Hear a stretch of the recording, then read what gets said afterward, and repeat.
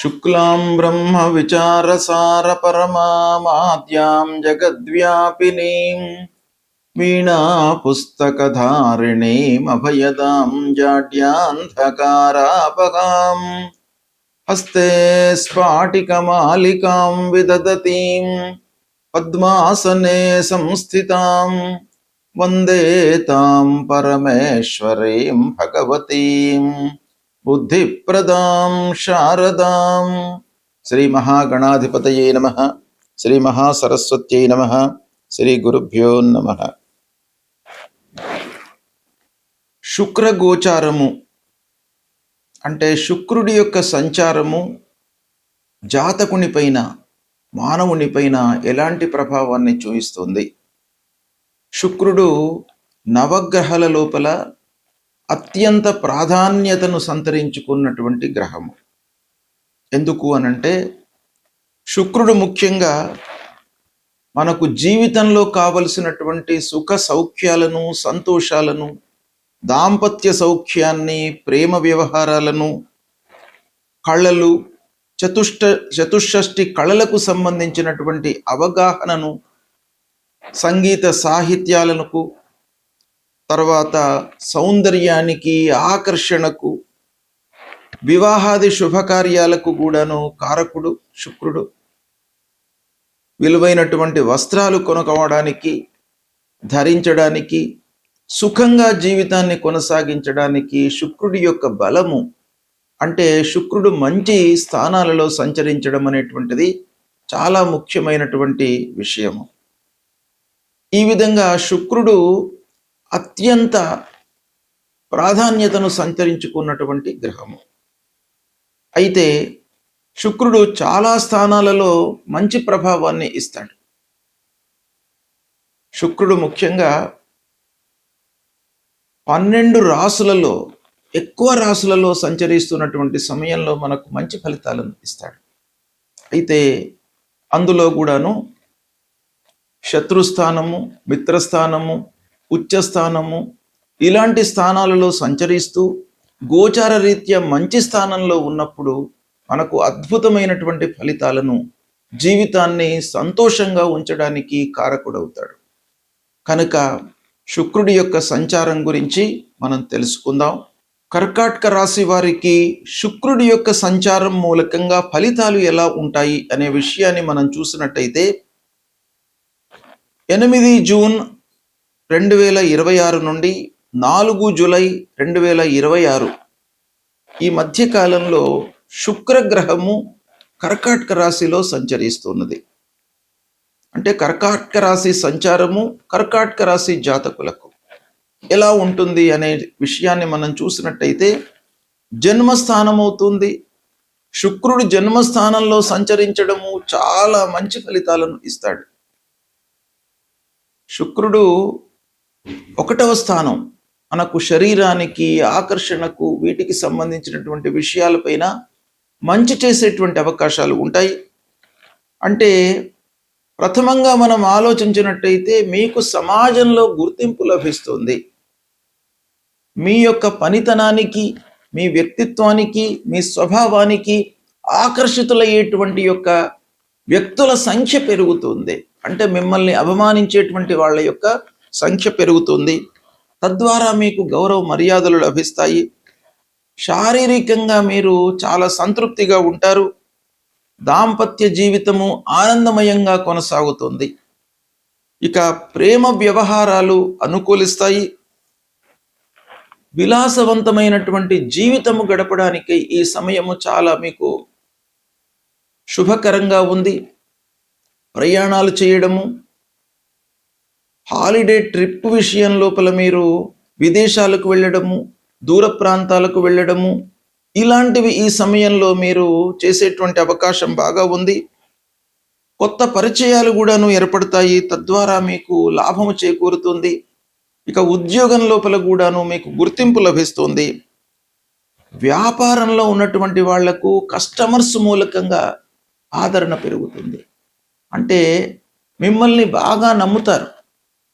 ఆ నమ్మకాన్ని మీరు వమ్ము చేయకుండా వాళ్లకు కావలసినటువంటి వ్యవహారంలో మీరు చాలా సపోర్టింగ్గా ఉంటూ వాళ్లకు లాభము చేకూరిచ్చేటువంటి అవకాశాలు బాగా కనబడుతున్నాయి. కనుక వ్యాపారస్తులకు, కళారంగంలో ఉన్నటువంటి వారికి ప్రత్యేక అవకాశాలు కనబడుతున్నాయి ఈ సమయంలో. ముఖ్యంగా స్త్రీలకు చాలా సంతృప్తిగా ఉంటుంది ఈ సమయం. శుక్రుడు స్త్రీకారకుడు, అలాంటి గ్రహము జన్మస్థానంలో సంచరిస్తున్నాడు కనుక మహిళలకు బాగా కలిసి వస్తుంది. వాళ్ళు చేస్తున్నటువంటి చిన్న వ్యాపారాలు బాగా ఆర్థికంగా మీరు ఒక స్థితికి వచ్చే అవకాశాలు ఈ సమయంలో బాగా కనబడుతున్నాయి. వాహన మూలకంగా సౌఖ్యము, ఇంటి లోపల సుఖశాంతులు వెల్లివిరుస్తాయి.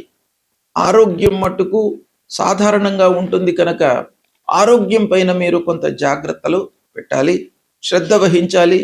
బాధ్యతలు పెరిగినప్పటికీ మీరు ఆరోగ్యాన్ని నిర్లక్ష్యం చేయకుండా ఉండడం చాలా అవసరము. ఆదరణ పెరుగుతుంది, శుభవార్తలు వింటారు, శుభకార్యాలు చేస్తారు. ఇకపోతే విద్యార్థులకు సృజనాత్మకత, క్రియేటివిటీ బాగా పెరుగుతుంది ఈ సమయం లోపల. కనుక విద్యార్థులు కొంత ఏకాగ్రతతో మనస్సు నిలిపి పనులు చేసినట్టయితే మీకు చాలా మంచి ఫలితాలు గోచరిస్తున్నాయి. ముఖ్యంగా మీరు తీసుకోవలసినటువంటి జాగ్రత్త ఏంటంటే, కోపము లేకుండా, భావోద్వేగాలు లేకుండా సహనంతో మీరు పనులు చేసినట్టయితే ఈ సమయము శుక్రుడి యొక్క సంచారము మీకు చాలా శుభ ఫలితాలను ఇస్తుంది. శుక్రుడు గోచార రీత్యా 6, 7, 10 స్థానాలలో సంచరిస్తున్నటువంటి సమయంలో మనకు ప్రతికూలమైనటువంటి ఫలితాలను ఇస్తాడు. ఇక 1, 2, 3, 4, 5, 8, 9, 11, 12 ఈ స్థానాలలో సంచరిస్తున్నటువంటి సమయంలో శుభ ఫలితాలను ఇస్తాడు. గోచార రీత్యా ఈ స్థానాలు అనుకూలమైనటువంటి స్థానాలు. అయితే శుక్రుడి యొక్క అనుకూలమైనటువంటి స్థానాలు ఎక్కువగా ఉన్నాయి. 12 రాసుల లోపల 9 రాసులలో సంచరిస్తున్నటువంటి సమయము శుభప్రదంగా మనకు శాస్త్రం చెప్తోంది. అంటే దాదాపు 75% శుక్రుడి మూలకంగా అనుకూలత మనకు ఉంది. అయితే ఇందులో రాస్యాధిపతికి శుక్రుడు ఎలాంటి సంబంధం ఉంది, మిత్రుడా, శత్రువ, సమత్వం ఉందా, వీటిని కూడాను మనం పరిగణనలోకి తీసుకొని ఫలితాలను చూసుకోవడం అనేటువంటిది శాస్త్ర సమ్మతం. అయితే ఓవరాల్గా శుక్రుడి యొక్క సంచారం ప్రతికూలంగా ఉన్నప్పుడు మనం ఏం చేయాలి అనేటువంటి విషయాన్ని మనం చూసినట్టయితే, శుక్రుడు చాలా విషయాలలో మనకు ప్రధాన భూమికను పోషిస్తాడు. ముఖ్యంగా మనిషికి అన్నిటికంటే కూడాను జీవితంలో ఆనందము, సంతృప్తి, సౌఖ్యము అనేటువంటిది ముఖ్యమైనటువంటివి. దానికి కారకుడు శుక్రుడు. కనుక అవి లేనట్టయితే జీవితం లోపల మనము చాలా కోల్పోయినట్టుగా మనకు అనిపిస్తుంది, సహజం కూడాను.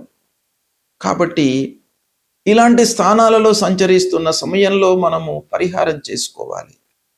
శుక్రుడికి సంబంధించినటువంటి మూలమంత్రాన్ని మనము జపించాలి.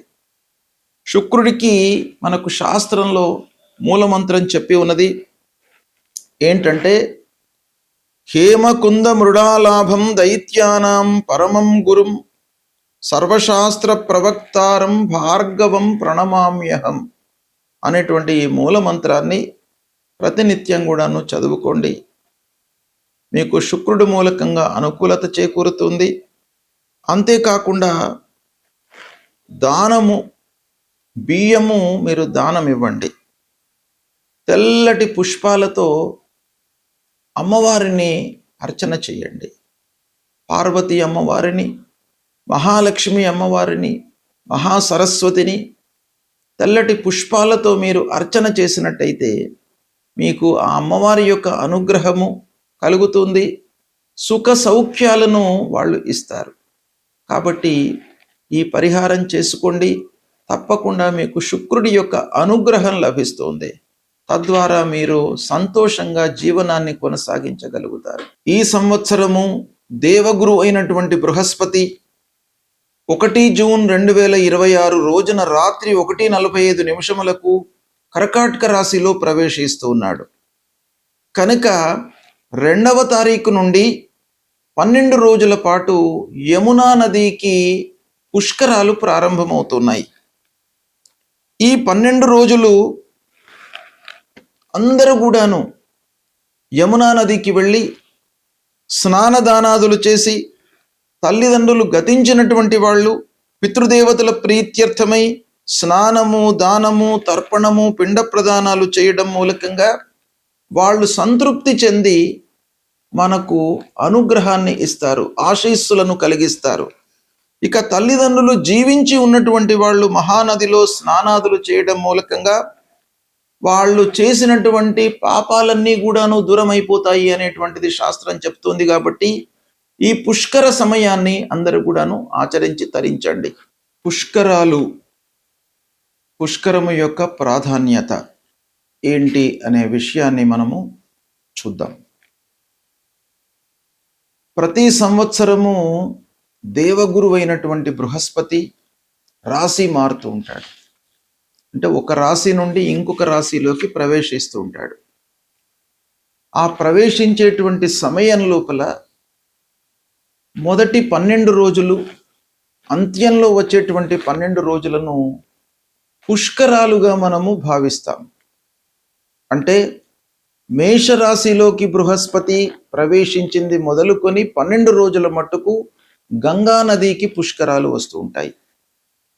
అలాగే వృషభ రాశిలోకి ప్రవేశించినటువంటి సమయంలో నర్మదా నదికి పుష్కరాలు వస్తూ ఉంటాయి. మిథున రాశిలోకి ప్రవేశించినటువంటి సమయం లోపల సరస్వతి నదికి వస్తాయి. కర్కాటక రాశిలో ప్రవేశించడం మూలకంగా యమునా నదికి పుష్కరాలు అనేటువంటివి వస్తాయి. ఇలా ఒక్కొక్క రాశికి ప్రవేశిస్తున్నటువంటి సమయం లోపల జీవనదులు, పవిత్రమైనటువంటి నదులు మనకు భారతదేశంలో ఎన్నో ఉన్నాయి. కాబట్టి అలాంటి మహానదులకు పుష్కరాలు వస్తూ ఉంటాయి. ఈ సంవత్సరము దేవగురువు బృహస్పతి కర్కాటక రాశిలోకి ప్రవేశిస్తున్నాడు. 1వ తారీఖున రాత్రి 1:45 కర్కాటక రాశిలోకి ప్రవేశిస్తున్నాడు. అంటే తెల్లవారితే నుండి, అంటే 2వ తారీఖు నుండి 12 రోజుల పాటు, అంటే 13 జూన్ వరకు పుష్కరాలు యమునా నదికి వస్తున్నాయి. అయితే ఈ యమునా నదికి పుష్కరాలు రావడము అంటే ఏంటి అనంటే, మన సాంప్రదాయం ప్రకారంగా, మన హిందూ ధర్మం ప్రకారంగా మనకు ఈ జలము, నీటికి అత్యంత ప్రాధాన్యత ఉన్నది. నీరు అనేది ఎప్పుడు కూడాను ఉండేటువంటి ఒక భౌతిక రాశి. అంటే అన్నీ కూడాను లయమైపోతాయి. పృథివీ, ఆకాశము, మిగతా అన్ని వస్తువులు కూడాను నీళ్ల లోపల లయమైపోతాయి, నీళ్ల లోపల కలిసిపోతాయి. కానీ ప్రళయ కాలం లోపల కూడాను నీరే ఉంటుంది అనేటువంటిది మనకు శాస్త్రం చెప్తుంది. కనుక నీటికి అత్యంత ప్రాధాన్యత ఉంది. అయితే అలాంటి ఈ నీటికి సంబంధించినటువంటి నదులు, మనకు జీవనదులు, పవిత్రమైనటువంటి నదులు మన భారతదేశంలో ఉన్నాయి. అయితే ఈ పుష్కరాల లోపల ఒక నదీ ఉత్సవంగా మనం భావిస్తాం. ఒక్కొక్క నదికి ఉత్సవంగా మనము భావిస్తాం. అంటే దీని వెనక ఉన్నటువంటి నేపథ్యం ఏంటంటే, అసలు ఈ పుష్కరాలు అనేటువంటివి ఏంటి అనే విషయాన్ని మనం చూసినట్టయితే, పుష్కరుడు అనేటువంటి ఒక దివ్య శక్తి, అంటే భగవంతుని యొక్క స్వరూపమే. అలాంటి ఆ భగవంతుని యొక్క స్వరూపము ఈ గురువుతో కలిసి సార్ధ త్రికోటి తీర్థర సహిత అని, అంటే 33 కోట్ల దేవతలతో కలిసి ఈ నదికి రావడం అనేటువంటిది మనకు శాస్త్రం చెప్తోంది. అంటే 33 కోట్ల దేవతలందరూ కూడాను ఈ 12 రోజుల కాలము, ఈ పుష్కర కాలంలో ఆయా నదులలోకి వెళ్ళి స్నానం ఆచరిస్తూ ఉంటారు గురువుతో కలిసి. కనుక అలాంటి పవిత్ర సమయం లోపల మనం కూడాను వెళ్ళి స్నానం ఆచరించి పితృదేవతలకు తర్పణాలు శ్రాద్ధాదులు చేయడం మూలకంగా, దాన ధర్మాలు చేయడం మూలకంగా అక్షయ పుణ్య ఫలితము వస్తుంది అని మన శాస్త్రం చెప్తుంది. అయితే ముఖ్యంగా ఈ పుష్కరం లోపల అంటే ఈ 12 రోజులు మహానదులకే పుష్కరాలు చెప్పబడి ఉన్నాయి. పుష్కరము అనంటే 12 రోజులు. ఈ 12 అనే సంఖ్యకు చాలా పవిత్రత ఉంది. దేవగురు అయినటువంటి బృహస్పతి సంవత్సరం పాటు కర్కాటక రాశిలో ఉంటాడు. 12 నెలలు కూడాను కర్కాటక రాశిలో ఉంటాడు. మొత్తం 12 నెలలు కూడాను మనం పుష్కరాలుగా భావించాం. మొదటి 12 రోజులు, చివరి 12 రోజులను మట్టుకే మనం పుష్కరాలుగా భావిస్తాం. శాస్త్రం కూడాను అదే చెప్తుంది. అంటే 12 అనే సంఖ్యకు పవిత్రత ఉంది. చాలా విషయాలలో మనము పితృకర్మల లోపల దశాహము, ద్వాదశాహము అని అంటాం. తర్వాత ఈ 12 అనే సంఖ్య 12 రాసులకు సంబంధించినటువంటిది కూడాను మనకు తెలియజేస్తుంది. కాబట్టి ఈ 12 రోజుల లోపల మనం ఏం చేయాలి? తల్లిదండ్రులు లేనటువంటి వాళ్ళు తల్లిదండ్రుల ప్రీత్యర్థమై వాళ్లకు తర్పణాలు, శ్రాద్ధాదులు, దానము, తర్వాత తోచిన కొలది అన్నదానం చేయడము, ఇలాంటివి చేయడం మూలకంగా పితృదేవతలు సంతృప్తి చెంది మనకు అనుగ్రహాన్ని ఇస్తారు. మనకే కాకుండా మన వంశంలో జన్మించినటువంటి వాళ్లకు, పిల్లలకు, తర్వాత వచ్చే తరానికి కూడాను అనుగ్రహము, ఆశీస్సులను ఇస్తారు. కాబట్టి అందరూ కూడాను అంటే తల్లిదండ్రులు లేనటువంటి వాళ్ళు తర్పణాలు, శ్రాద్ధాదులు ఇవన్నీ చేసుకోవాలి పుష్కరం లోపల. తల్లిదండ్రులు ఉన్నటువంటి వాళ్ళు స్నానాదులు చేయాలి. స్నానము, దానము, తర్పణము, శ్రాద్ధము ఇవన్నీ కూడాను చాలా ముఖ్యమైనటువంటి కర్మలు. ఏంటంటే మనిషి పుట్టుకతోనే కొన్ని రుణాలతో పుడతాడు అని శాస్త్రం చెప్తుంది. పితృ రుణము, ఋషి రుణము, దేవ రుణము. పితృ రుణము, ఆ రుణం నుండి మనం విముక్తులం కావాలి. పితృ రుణం నుండి మనం విముక్తులం కావాలి అనంటే పితృదేవతలకు తర్పణాలు, శ్రాద్ధాదులు, దానాదులు చేయాలి. అంటే నదీ సమీపానికి వెళ్ళి ఈ పుష్కరాల లోపల వాళ్ళ నిమిత్తమై చేయడము. తర్వాత ఋషి రుణము అంటే ఋషులు మనకు ఈ వాంగ్మయాన్ని, శాస్త్రాలను, మన జీవితాన్ని ఒక సుఖమయంగా నడపడానికి ఎన్నో విషయాలను, పురాణాలను, ఇతిహాసాలను ఇవన్నీ కూడాను మనకు అందించారు. మరి వాళ్ళ రుణం తీర్చుకోవాలి. వాళ్ళ మూలకంగానే మనకు మంచి చెడులు అన్నీ కూడాను మనకు తెలుస్తున్నాయి. కాబట్టి వాళ్ళ రుణం కూడాను తీర్చుకోవాలి. కాబట్టి ఋషులకు కూడాను తర్పణాలు చేయాలి. దేవతల మూలకంగా మనకు అనుగ్రహం లభిస్తుంది. కాబట్టి దేవతలకు ప్రతినిత్యం కూడాను అర్చన చేయాలి. తద్వారా ఆ దేవ రుణం అనేటువంటిది తీరుతుంది. ఇలాంటి కర్తవ్యాలు మనకు శాస్త్రంలో చెప్పబడి ఉన్నాయి. కాబట్టి ప్రతి వాళ్ళు కూడాను ఈ పుష్కరాలను సద్వినియోగపరచుకోవాలి. అయితే ఇప్పుడు యమునా నదికి పుష్కరాలు వస్తున్నాయి. ఈ యమునా నది అనేటువంటిది మన భారతదేశంలో అత్యంతమైన పవిత్ర నదులలో ఒకటి. ముఖ్యంగా గంగా, యమున, సరస్వతి అనేటువంటిది త్రివేణి సంగమము మనకు చాలా హిందూ ధర్మంలో మహాతీర్థంగా చెప్పబడి ఉన్నది. అంటే ఎవరైతే ఈ సంగమంలో స్నానాదులు చేయడము, తర్పణాలు వదలడము, తర్వాత శ్రాద్ధాది కర్మలు చేసుకోవడం మూలకంగా అత్యంత పుణ్యము లభిస్తుంది అని శాస్త్రం చెప్తోంది. అయితే ఈ యమునా నదికి సంబంధించినటువంటి పుష్కరాలు వస్తున్నాయి. కాబట్టి యమునా నది యొక్క మహాత్మ్యం ఏంటి అనేది మనం సూక్ష్మంగా చూసినట్టయితే, యమునాదేవి ఎవరు? సూర్య భగవానుడి యొక్క కుమార్తె. సూర్యుడు మనకు త్రిగుణాత్మికమైనటువంటి ఒక భగవంతుడి యొక్క స్వరూపము. అలాంటి సూర్య భగవానుడి యొక్క పుత్రిక యమునాదేవి, యమధర్మరాజు యొక్క సోదరి. అయితే ఈ యమునా నదికి కృష్ణుడికి చాలా సంబంధం ఉంది. అంటే యమునా నదిలో స్నానం చేయడం మూలకంగా యమలోక భయాన్ని తొలగిస్తారు. అంటే యముని మూలకంగా కలిగేటువంటి భయము, యమలోక భయము దూరం అవుతుంది అని మన పురాణాలు చెప్తున్నాయి. అయితే యమునా నదికి కృష్ణుడికి ఎలాంటి సంబంధం ఉంది? కృష్ణుడి యొక్క బాల్యం మొత్తం కూడాను యమునా నది తీరం వద్దనే కొనసాగినట్టుగా మనకు పురాణం చెప్తోంది. మధుర, బృందావనము, గోకులము ఇవన్నీ కూడాను యమునా నది తీరంలోనే ఉన్నాయి. సాక్షాత్తు భగవంతుడు అక్కడ నడిచినటువంటి ప్రదేశము, పెరిగినటువంటి ప్రదేశము యమునా నదీ తీరము. కాబట్టి యమునా నదికి పుష్కరాలు వస్తున్నాయి గనక ఇది అత్యంత పవిత్రమైనటువంటి పుష్కరాలు. కాబట్టి ఈ పుష్కరాలలో అందరూ కూడాను స్నానము, దానము, భగవంతుడికి సంబంధించినటువంటి స్తోత్ర పారాయణము ఇవన్నీ కూడాను చేయడం మూలకంగా మనకు ఏం కలుగుతుందయ్యా అనంటే పాపక్షయము కలుగుతుంది. పాపాలన్నీ కూడాను దూరం అవుతాయి.